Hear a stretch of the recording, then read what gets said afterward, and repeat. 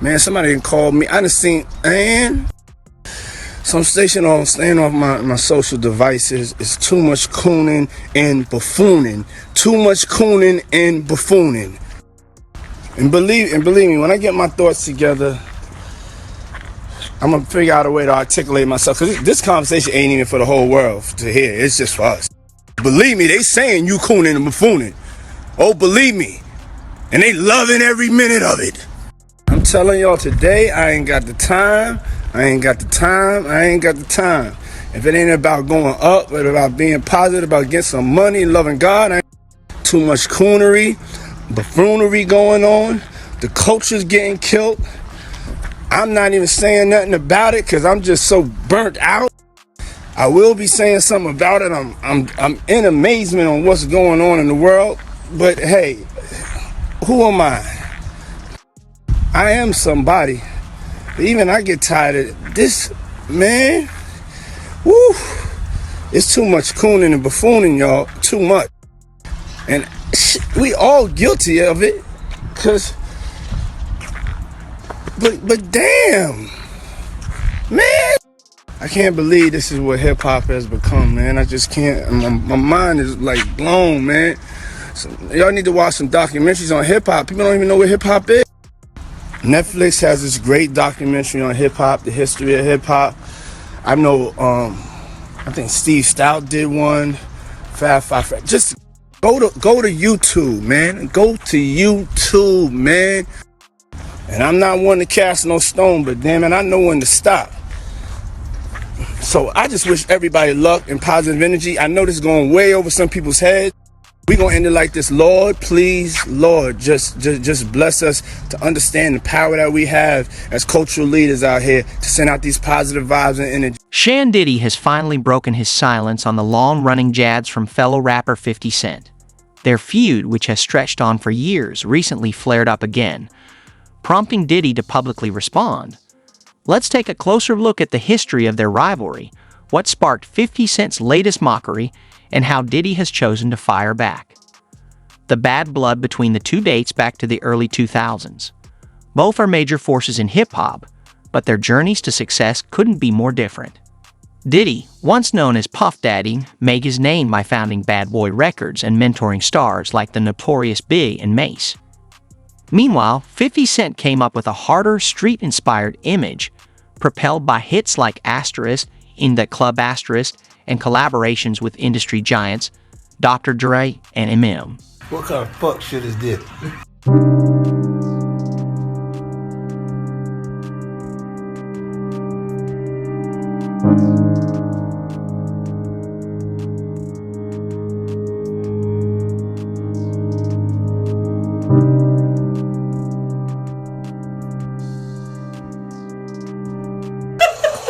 You see me? I've been doing this shit a long time.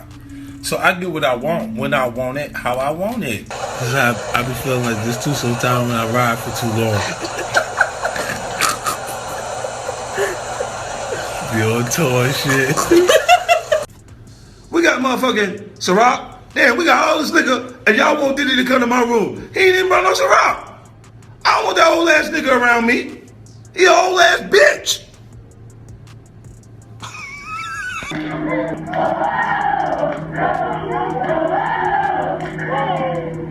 That shit is like an African chant. Ain't no more tune. What the fuck is Puffy doing? I'm gonna have a drink to forget about this shit.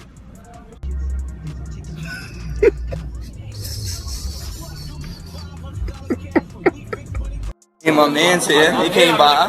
Shout out to F and Vodka. That shit kind of watered down, but I love it. Yo, check this shit out. So, yesterday, Fresh Montana at an in-store up in the Bronx. 10 people showed up. He said, fuck this, let me have a drink. Puffy trying to make me go against 50. He set me up.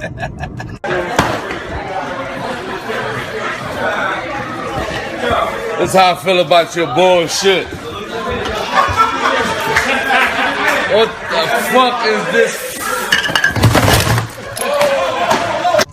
Yo, I just seen a clip of French Montana throwing bottles of effing in the garbage. You know, Puffy called him like, you said you fucking like this shit. You fucking bitch, you want your record out, don't you? You fucking dummy. You fucking playing. They fucking putting us out of business, you fucking asshole. You better do something.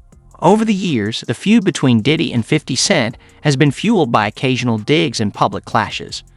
Known for his bold and often confrontational social media antics, 50 Cent has consistently targeted Diddy, criticizing everything from his music to his business moves. 50 Cent's taunts have been relentless and wide-ranging. He's accused Diddy of being disconnected from today's hip-hop scene, questioned his business skills, and even made insinuations about his personal life. One of the most infamous instances was a string of Instagram posts where 50 mocked Diddy's music and suggested he was clinging to younger artists to stay relevant. In one post, he shared a meme implying Diddy was desperate to maintain his status, while another featured a clip of Diddy's interview layered with sarcastic commentary. 50 Cent's jabs aren't just confined to social media. In interviews, he's taken things further, claiming Diddy's success stems more from luck and connections than genuine talent or hard work. These provocations have kept the tension between the two rappers alive and in the spotlight. What's going on, my brother? How you Oh, doing? man. Yo, it's Groove here? Happy birthday. Yeah. Happy birthday to you. Woo! Happy birthday to you. Woo! Happy birthday. It's fabulous. The only nigga that got the name that I want. It ain't gay. Happy birthday to you. Thank you, my brother. Yeah. Let's take a shot for that, bud. My mouth a little dry. Let me drink some more. Okay. But No, it's your show today, Daddy. The one thing I've been no, you got questions? okay. Groove. Bro, come here, bro. Yeah, Fab. Fab talking the floor in fifth. Hey yo, Rastafari. Hey yo, Fab walked in. don't do that. Yeah, that's why I said let me pick it up. was talking the That's floor. why I said let me pick it up from right No. there. This why I gotta pick it up from right there. Look at this nigga. Fab, pick it up. This is Fab, very big nigga. Groove. Go That's ahead. it. Go ahead. No, Groove. Kid killing. Groove. Come tell the story. Groove, we intoxicated. Listen. Oh, Groove, you helping me build that beautiful, nice guy, Rastafari brand of yours, huh? I come see you, in, man. I'm walking in at that hallway right there. Bag at Mr. Lee. Yeah, I love this drink. Where you chance put my with you. I bag like at? when you like this, Daddy. Yeah, where you put my bag Daddy, at, I like Mr. when Lee? you It's when you right here, scrambling it's and right scraping here. for shit. No, I got I notes like and that. shit. You know, I'll be practicing. I got Yeah, notes there you and go. shit. Got your notes. Okay, yeah, I'm not gonna go over with that one. Make a That wish. one. Just blow it out. It's your birthday every day. Every day's your birthday on Drink Okay. Champs, goddammit. I'm in. Okay. No, we ain't fucking with that. I got notes now. I'm trying to get my life together. I'm trying to get my life. I wanna taste the vegan Yo, cake. Fendi, what's going on? You know what I'm saying? For a long time, Diddy stayed quiet in the face of 50 Cent's relentless taunts, sparking speculation about his reasons. Was he brushing off the digs out of indifference, or was he intentionally taking the high road? Many in the industry believe Diddy's silence was calculated, a way to deny 50 Cent the attention he craved while preserving his reputation as a seasoned leader in hip-hop. But now, Diddy has finally spoken out. In a recent interview, he directly addressed the years of mockery, confirming he's well aware of 50 Cent's remarks. Rather than fueling the feud, Diddy took a different approach, framing his response around the need for unity and mutual support in the hip-hop world. His words highlighted a broader message, showing he's focused on promoting collaboration rather than conflict. See where I look Did you back miss on me? where I became. Did you miss me though? For real, because I'm I saying miss- it seems like a thing I with miss this partying birthday with party, Puff, man. I Man, miss but I'm partying talking about with for your birthday. Huh? Why won't you party with me for your birthday, man? Come on. No. This me and you. All right, I Me need and a you, shot. we No, having- no, here. Yeah, I got you a Okay. shot, This bro. mine's? Okay. Yeah, I just have I'm to in. see. It's I'm all in. together. Me I'm and you. in. I'm Eyes. in. You ready? Eyes. Eye to eye, baby. Eyes. Let's do it. Eyes. Spilling it all over. Eyes. It's going down. That's that French vanilla? Yeah. Only on Jam. Only on Jam. Make some noise out of me being there.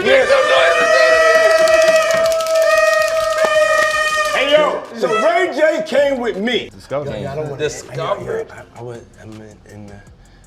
doing something presently at the moment. Okay. And I need to break out. Okay. And I don't want to be rude, you know. No, I just you're want to not stop rude. by and give love. Yeah. Niggas need to stop cooning right now. It's an emergency situation. Niggas need to stop cooning, including myself.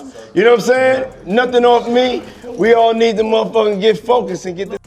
In his response, Diddy made it clear that he holds no personal grudge against 50 Cent. He acknowledged 50 Cent as a talented artist who has played an important role in shaping hip-hop. However, Diddy didn't shy away from critiquing 50's behavior, calling it counterproductive and harmful to the culture. Diddy specifically took issue with 50 Cent's tendency to stir up public feuds and create drama. He argued that this kind of negativity detracts from the powerful impact artists can make when they come together and support one another. Stressing the importance of unity, Diddy urged the hip-hop community to focus on collaboration and solidarity instead of wasting energy on petty conflicts. He also emphasized that hip-hop has the potential to drive meaningful social change, but internal disputes only weaken this ability.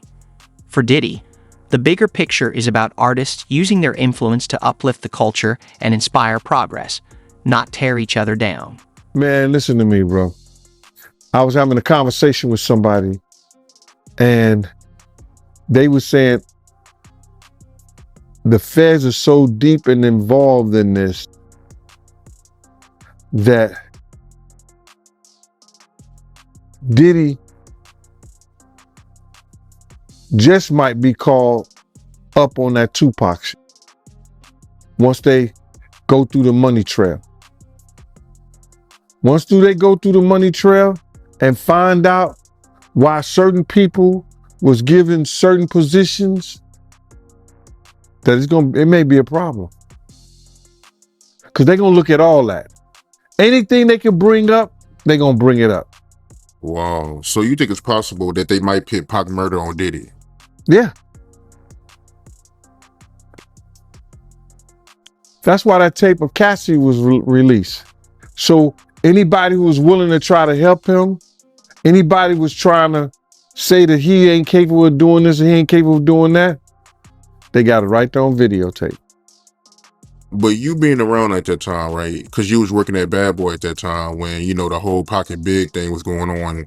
You personally, do you think they can get Diddy on Pac murder?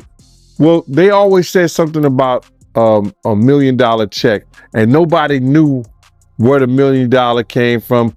Puff may have said it in a couple of rap songs and things like that.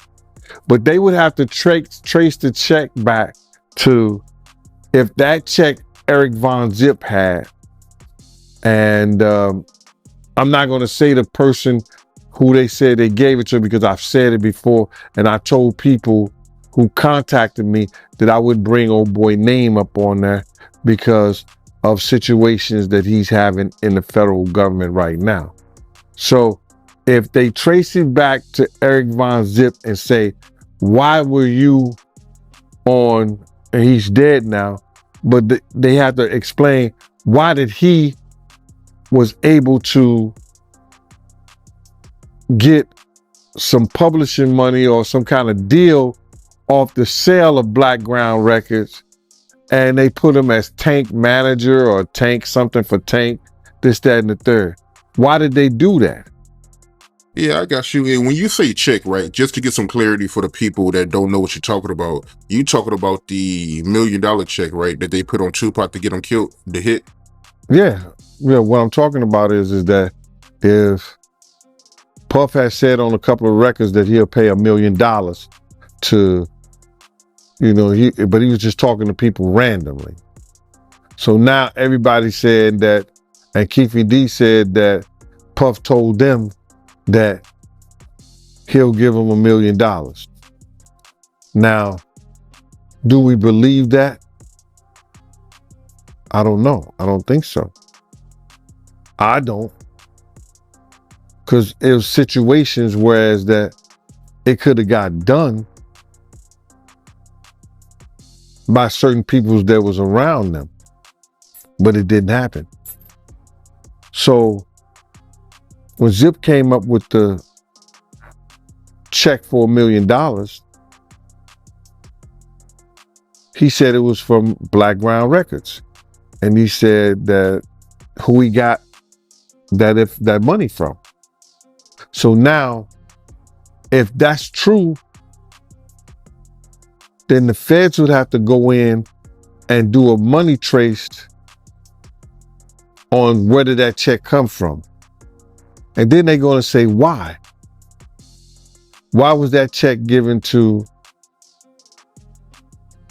Eric Von Zip or Eric Zip Martin or Eric Martin? Why did that check was given to him? And saying that he had something to do with Tank. And he sold the company, which wasn't all his company anyway, for $1 million. Diddy also took the opportunity to defend his legacy and the impact he's had on hip-hop. He confidently stated that his accomplishments speak for themselves, pointing to his pivotal role in launching the careers of legendary artists, his successful business ventures, and his philanthropic work. He acknowledged that it's natural for different generations to view things differently, but emphasized the importance of respecting those who've laid the foundation. Diddy reminded listeners that his contributions have helped shape the culture, and he urged the hip-hop community to honor the trailblazers who made it possible for future artists to thrive. Everybody knew that Puff took Tupac blueprint and changed Biggs and Bad Boy in image. I Get Around talked about how fly you was, how many girls you mess with, how many cars you drive, how much money you got, what you willing to do. He took his image. Pac was the first one on the scene wearing Versace shirts. He went and got the same Versace shirts Pac had. Which, all right, some dudes would do that. You would never catch me wearing something else, something that somebody else got.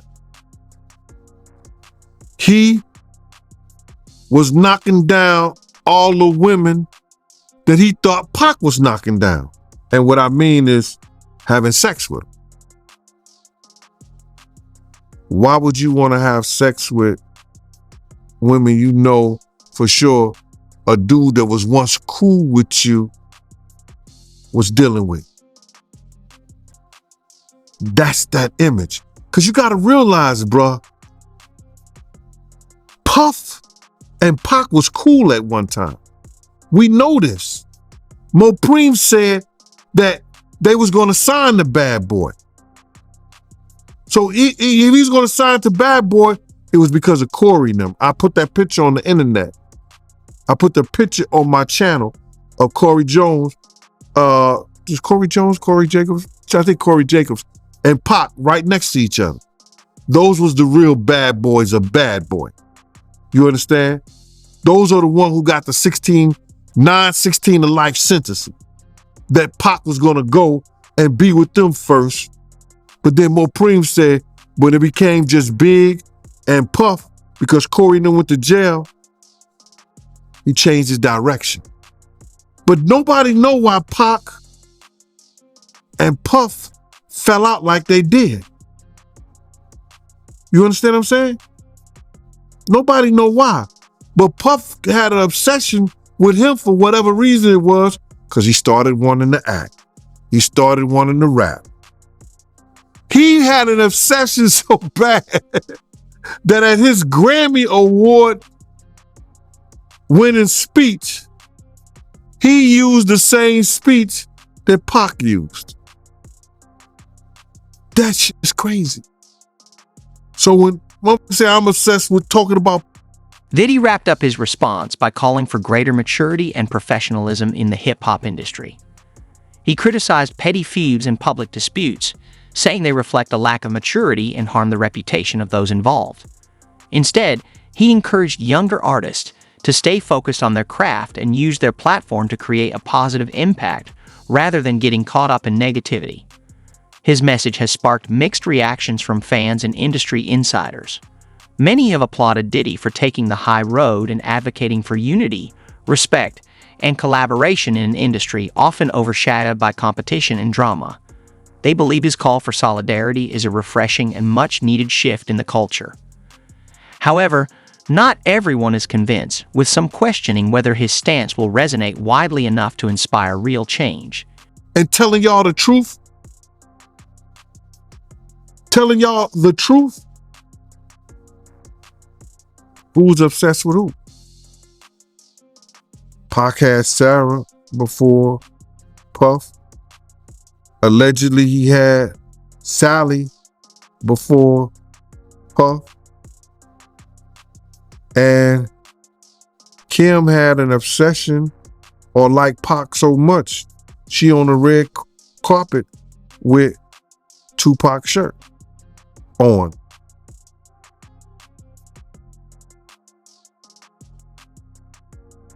Who's obsessed with who? So you believe Diddy, he only got with Sarah Chapman because Pac, he had her at one point. And it was a bet in the office. Sarah was messing with an NBA basketball player. Puff bet all the niggas didn't believe that he could get it within 2 weeks. $100. So she actually was a $100 bet that he got. And who was the NBA player? I think it was Gary Payton, allegedly. That's what he said. Somebody said, she messed with Gary Payton? I bet you I get it. I bet you I have it within 2 weeks. Me and him and Sarah went to this party in Chicago that he was hosting with the Streets Entertainment. And we went to this store called Cranberry and I forgot Cranberry, and it's one of those stores like you get fragrance and you get candles, colognes and stuff like that. It's called Cranberry and something. And from that point on, yeah.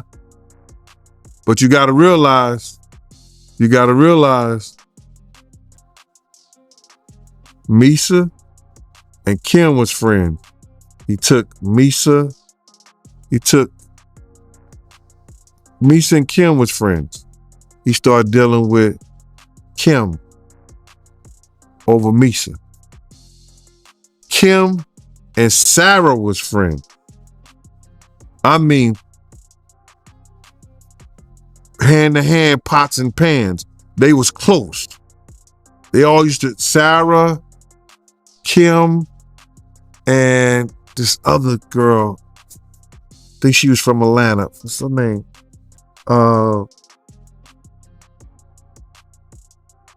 It missed me right now. But they all used to hang together. So then he went from Kim to Sarah. And he liked to do the friend thing. Looked like that. On the other hand, some critics felt Diddy's response was too restrained and diplomatic. They argue that 50 Cent's relentless mockery deserved a stronger, more direct rebuttal.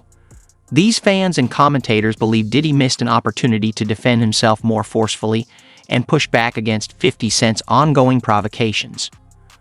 While his approach of promoting unity and professionalism has been praised by some, others see it as a missed chance to stand his ground more assertively in the face of such persistent criticism. Mean deal. Happy to have you back on the platform, my man.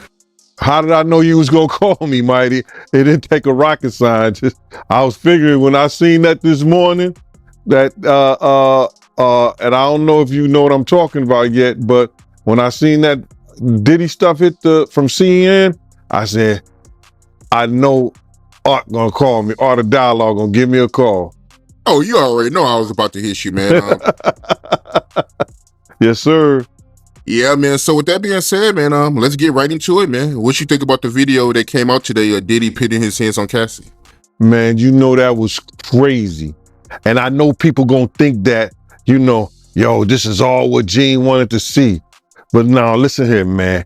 The devil got a purpose, God got a plan. Do you understand what I'm saying? The devil got his purpose, but God got a plan. You understand? And it's all in God's plan, man. You understand? To let people see, because a lot of people wasn't believing that this stuff even existed, brother. A lot of people didn't even think that Cassie was telling lies, Gene been telling lies, Lil Rob been telling lies. everybody lying on Diddy. But Diddy told the truth. Diddy's the only one told the truth. He said, y'all just keep watching. The truth will soon come out. And you see what came out? My man, he punching that little girl in the head. Yo, you don't even kick a dog, man. You don't even kick a dog, bro. He kicking that little girl like she's a dog, man. It was crazy, man. Any man that has a sister, any man that has a friend that's a girl, any man that has a child, you understand, who saw that, if they wasn't appalled, if they wasn't like, yo, I want to beat the, you know what I'm saying? We can't say that on television, man, or on the internet or YouTube, but any man who saw that, wish they could put their hands on Diddy at that time, bro. That shit was appalling, bro. It was crazy, man. And when I saw it, you know, I could imagine what Kim went through. I could imagine what Misa went through. You understand? It was just crazy, man, for that dude to do that to that girl like that, man.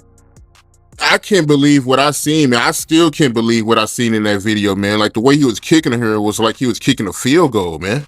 Bruh, when I saw him run down first of all, when I saw the white towel, I got flashbacks of him and Ja Rule running out the room. Of course, they had, what's her name, Sarah and the other girl in there, but I had that flashback. And then when I seen him run down the hallway, I had flashbacks when the same gang was chasing him. I was like, what the hell?